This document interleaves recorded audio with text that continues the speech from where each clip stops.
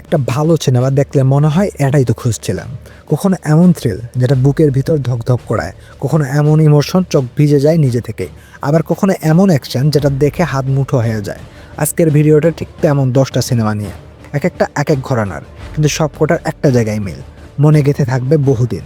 এখানে আছে পরিবারের সাথে দেখা যায় এমন হালকা মেজাজের গল্প, আবার আছে রক্ত গরম করে দেয় এমন মারদাঙ্গা অ্যাকশন। তুমি যদি সিনেমার প্রেমিক হও, এই লিস্ট তোমার জন্য একটা ট্রেজার। চলো এক এক করে ভেতরে ঢুকে পড়ি এই সব সিনেমার জগতে।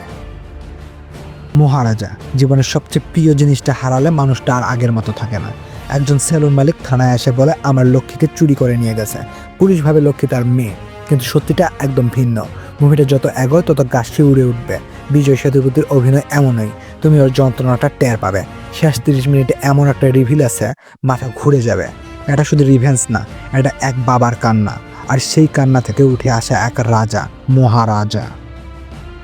থুরারাম শান্ত চেহারার একজন মানুষ, কিন্তু চোখের মধ্যে লুকানো ইতিহাসটা অনেক গভীর। এই মুভিটা একদম ধীর গতির, কিন্তু যার ভিতরে আগুন জ্বলছে সেটা বুঝতে একটু সময় লাগে। মোহনলাল এখানে এমন একটা চরিত্র যেটা না পুরো হিরো না পুরো ভিলেন, বরং একটা ছায়া, অতীতের অপরাধ আর বর্তমানের শান্তি খুঁজে ফেরার গল্প। মুভিটার গল্প যত এগোয় ততই বেরিয়ে আসে ওর ভেতরে লুকানো কষ্ট, অপরাধবোধ আর রিডেম্পশনের লড়াই। মোহনলালের অভিনয় এক কথায় অসাধারণ। এক একটা সাইলেন্ট দৃশ্যে শুধু চোখ দিয়েই বলেছে পুরো গল্প।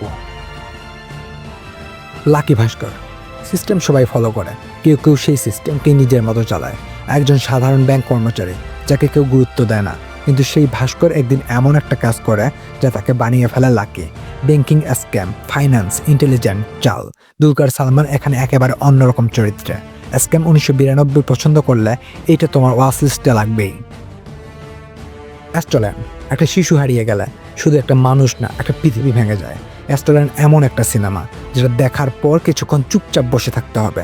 কিডন্যাপ শিশুকে খুঁজতে গিয়ে এক মার ব্যথা, পুলিশি ব্যবস্থার সীমাবদ্ধতা আর সমাজের মানুষের অন্ধ দিকগুলো সামনে আসে। নেটফ্লিক্সে দেখা সেরা ইন্ডিপেন্ডেন্ট সিনেমাগুলোর একটা। কিল। একটা ট্রেন, কিছু খুনে লোক আর একজন সেনা, রক্ত ঝরানো শুরু হোক। কিল মুভি মানে ব্রুটাল অ্যাকশন। ট্রেনের ভেতর যতটা সম্ভব টান টান থ্রিল বানানো যায়, এটা তার প্রমাণ।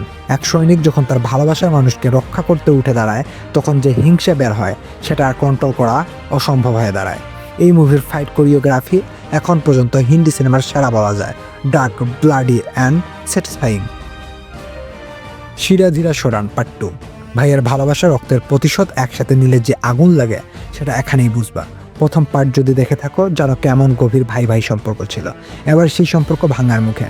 ক্যামেরার স্কেল বিশাল, ফাইট সিন এত জোস বানানো মনে হবে হলিউডে বসে আসো। আর ডায়লগ, আম্মা বলেছিল যুদ্ধ শেষ হলেই শান্তি আসে, কিন্তু আমার যুদ্ধ এখনো শুরুই হয় নাই।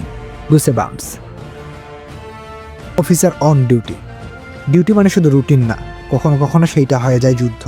অফিসার রঞ্জিত এক সৎ পুলিশ, কিন্তু তার ব্যক্তিগত জীবন ভাঙা ভাঙা।